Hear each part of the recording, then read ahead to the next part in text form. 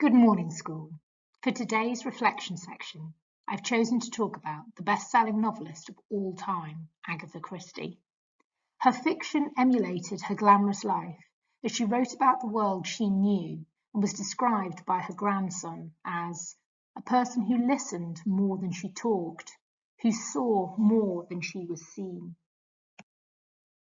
Although she died 3 months before I was born, she's someone who's fascinated me since I was a child. I was enthralled by the TV adaptations of her Miss Marple stories in the 1980s, with the wonderful Joan Hickson, who captured the essence of to see and not be seen. She had an unassuming demeanour, easily dismissed as a tiresome old busybody, yet underestimating her was at the culprit's peril. Coincidentally, my school was also located behind the Harrogate Hotel where she hid during her famous 10-day disappearance at the peak of her career. I loved the historical settings and the visual appeal of the films, and her book Murder on the Orient Express even inspired the location of a birthday lunch I once had on the train itself. More recently, I've come to appreciate the enormity of her achievements, especially given women's role in society at that time. By way of introduction, take a look at these numbers, which show how prolific and long her career was. Her speed of writing and number of books is astounding. She's best known for her 66 detective novels, 14 short story collections, and for being the author of the world's longest running play, The Mousetrap, which opened its doors in 1952. Her books have sold over 1 billion copies in the English language and 1 billion more in translation. Agatha was born into a wealthy upper-middle-class family in Torquay, Devon in 1890. She was largely homeschooled, unusually by her American father. Incidentally, her mother didn't want her to read until she was 8, but she taught herself by the age of 5 because she was bored. She wrote poetry and became published in a local paper by the age of 11, the year her father sadly died. She was a talented pianist, made up stories, had imaginary friends, and enjoyed books like The Railway Children and Little Women.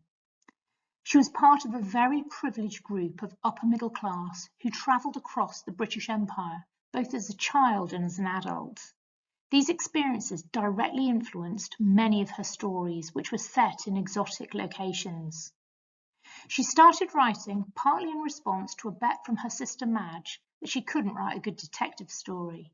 She first worked out a plot and then she found her characters on a tram in Torquay, no doubt through one of her favourite pastimes, people watching. After the birth of her daughter in 1919, she managed to get her book, The Mysterious Affair at Styles, published after it was rejected 6 times. The book introduced one of her most famous detectives, super sleuth Hercule Poirot, who was inspired by the Belgian refugees that she'd seen during the war. But then, in 1925, shortly after her mother died, Agatha's husband, Archie, left her for a Nancy Neal.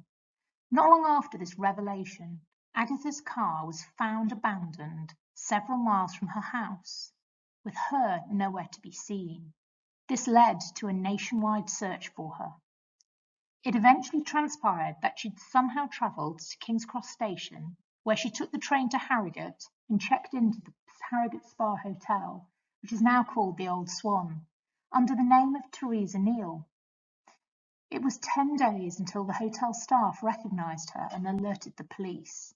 However, she didn't recognise her husband or even claim to know who she was when he came to collect her.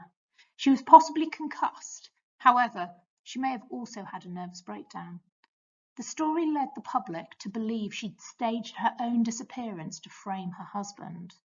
However, as she never spoke of it again to friends or family, no one's quite certain what she was intending.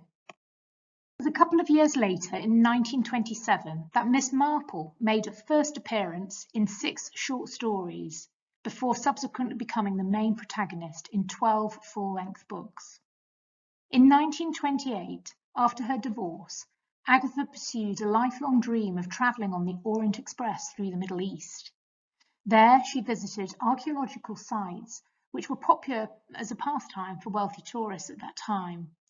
It was there that she met 25-year-old archaeologist in training, Max Mallowan, who became her second husband. Agatha was well known for writing about what she knew.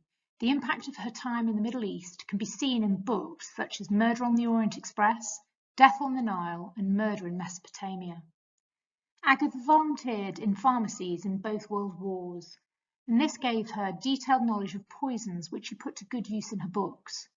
In fact, the murderer's use of poison was so well described in her first book, The Mysterious Affair at Styles, that it received a review in the Pharmaceutical Journal. Furthermore, her book, The Pale Horse, was also purportedly responsible for saving a toddler's life, when a nurse who had recently finished the book suggested the child may have been suffering from thallium poisoning. Doctors had previously been baffled by the child's symptoms, but were then able to administer the correct treatment. Agatha's last public appearance was at the opening night of the 1974 film Murder on the Orient Express. Her verdict of the film was that it was a good adaptation, but that Poirot's moustaches weren't luxurious enough. After a hugely successful career and a very happy life, Agatha died on the 12th of January 1976. I hope I've inspired you to watch, read, or walk in Agatha's footsteps, to appreciate her creativity, cunning plots, attention to detail, and astute understanding of the human psyche. You may wish to try Then There Were None, first published in 1939, which is apparently the hardest book to write, but is now one of the best-selling books of all time, with over 100 million copies sold. Bear with it though, because after a fairly slow start, it'll have you gripped, wondering, who done it?